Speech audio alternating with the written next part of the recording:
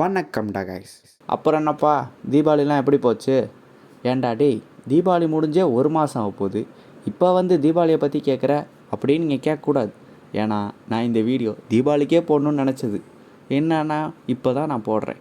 So இதிலேருந்தே தெரியும் என்னோடய procrastination level எப்படி. பட் இட்ஸ் ஆல் ரைட், நம்ம வீடியோக்குள்ளே போகலாமா? ஸோயா, தீபாவளி ஃபெஸ்டிவல் எவ்வளோ ஒரு நல்ல ஃபெஸ்டிவலில்.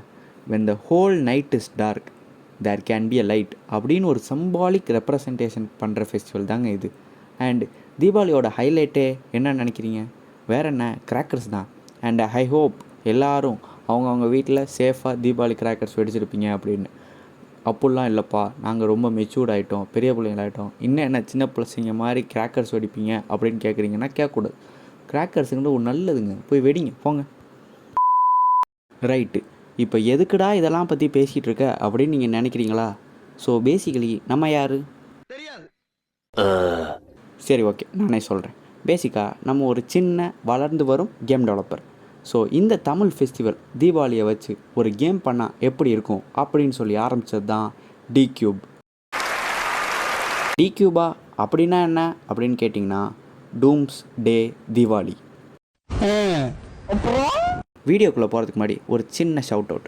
கிளீஷேவ் தான், பட் இருந்தாலும் வீடியோ பார்க்குற நீங்கள் கொஞ்சம் சப்ஸ்கிரைப் பண்ணிவிட்டு அப்படியே அந்த லைக்கை போட்டுட்டு பாருங்கள் நண்பர்களே.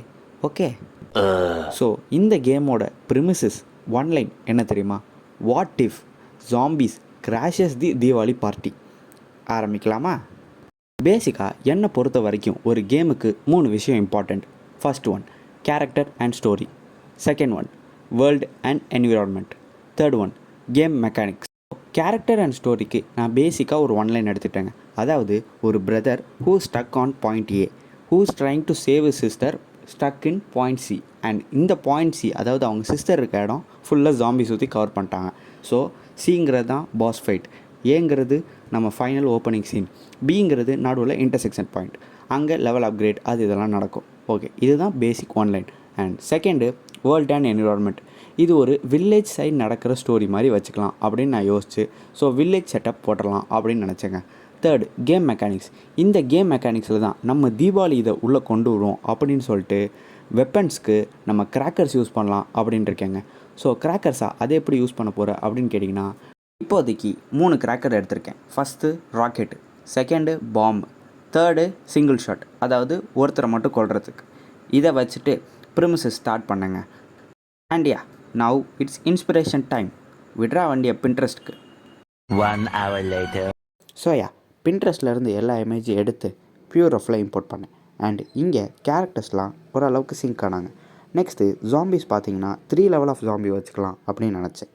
அண்ட் நெக்ஸ்ட்டு இந்த கேமை நான் ஒரு 2D டாப் டவுன் ஷூட்டராக பண்ணலான் இருக்கேன், லைக் ப்ரோட்டோட்டோ. ப்ரோட்டோட்டோங்கிறது வேறு ஒன்றும் இல்லைங்க, அது ஒரு 2D top down shooter game.